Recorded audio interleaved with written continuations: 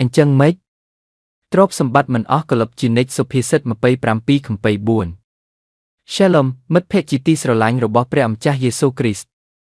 នៅព្រឹកនេះខ្ញុំបានទទួលពរដោយអត្ថបទបន្ទាប់ដែលខ្ញុំបានអានថានៅសតវត្សទី15មានរឿងមួយនៃការសន្ទនាស្វែងរករវាងយុវជនដែលមានមហិច្ឆតានិងអ្នកដើរតាមព្រះគ្រីស្ទហ្វីលីបនេរីយុវជននោះនិយាយទៅកាន់ភីលីបថាទីបំផុតឪពុកម្ដាយរបស់ខ្ញុំបានយល់ព្រមតាមគម្រោងរបស់ខ្ញុំក្នុងការចូលសាលាច្បាប់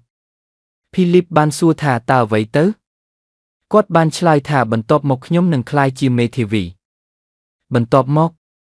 ភីលីបបានដេញតាមពេលនោះខ្ញុំនឹងរកលុយបានច្រើនទិញផ្ទះនៅស្រុកគេរៀបការជាមួយស្រីស្អាតហើយរស់នៅសប្បាយចិត្តភីលីបបានសួរម្ដងទៀតថាបន្ទាប់មកជាលើកដំបូងដែលយុវជនបានចាប់ផ្ដើមគិតអំពីការស្លាប់និងភាពអស់កលឹបជានិច្ចគាត់បានដឹងថាគាត់មិនបានពាក់ព័ន្ធនឹងព្រះក្នុងផែនការរបស់គាត់ហើយបានសាងជីវិតរបស់គាត់ដោយតម្លៃរមែងស្លាប់ខ្ញុំសូមអញ្ជើញលោក Christian Suharto ពី Badara Rajawali Newsantara Baroness មកជាមួយការសរសើរនៃគ្រួសារដ៏ស្រស់ស្អាតនៃអាយុ Kezia Badara Cases ដើម្បីលើកការសរសើរដូចខាងក្រោមអំណាចរបស់អ្នកគឺគ្មានដែនកំណត់ព្រះម្ចាស់ឲ្យអ្នកអាចធ្វើអ្វីគ្រប់យ៉ាងអ្វីដែលមើលទៅមិនអាចទៅរួចសម្រាប់ខ្ញុំវាអាចទៅរួចណាស់សម្រាប់អ្នកអំណាចរបស់អ្នកគឺគ្មានដែនកំណត់ព្រះម្ចាស់ឲ្យអ្នកអាចធ្វើអ្វីគ្រប់យ៉ាងអ្វីដែលមើលទៅមិនអាចទៅរួចសម្រាប់ខ្ញុំវាអាចទៅរួចណាស់សម្រាប់អ្នកនៅពេលដែលខ្ញុំអស់សង្ឃឹមអំណាចល្អឥតខ្ចោះរបស់អ្នកនៅពេលដែលខ្ញុំជឿអភូតហេតុគឺពិតមិនមែនដោយសារកម្លាំងទេប៉ុន្តែវិញ្ញាណរបស់ព្រះអង្គឲ្យ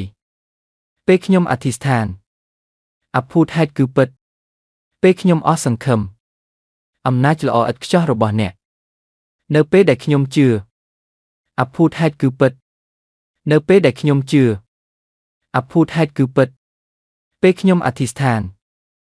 អភូតហេតុគឺពិត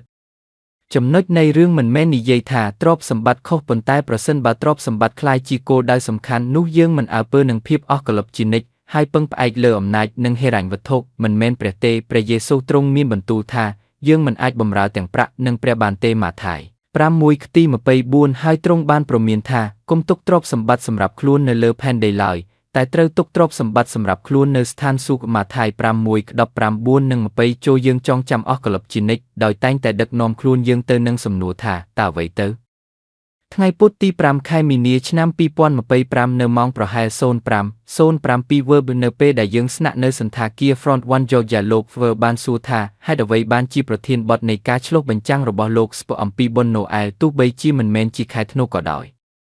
ខ្ញុំបានឆ្លើយថាព្រះគ្រីស្ទទ្រង់ប្រសូតគ្រប់ពេលមិនមែនត្រឹមខែធ្នូទេព្រះអម្ចាស់នឹងជាស្ដេចគ្រីស្ទក្នុងជីវិតប្រចាំថ្ងៃរបស់យើងប្រាកដណាស់ទ្រង់នឹងកំណត់ជំហាននិងទិសដៅនៃជីវិតរបស់យើងជាស្ដេចយុត្តិធម៌ដែលត្រៀមខ្លួនឆ្លើយសំណួរធំរបស់យើងដែលមានអត្ថន័យអស់កលឹបជានិច្ចតើអ្វីទៅ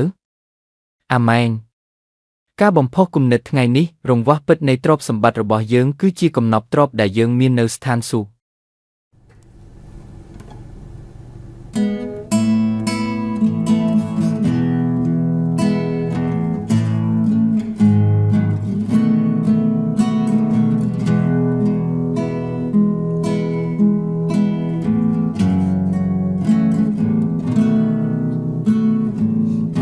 Terbatas kuasa-Mu Tuhan semua dapat Kau lakukan apa yang kelihatan mustahil bagiku itu sangat mungkin bagimu tak terbatas kuasa-Mu Tuhan semua dapat Kau lakukan apa yang kelihatan mustahil bagimu itu sangat mungkin bagimu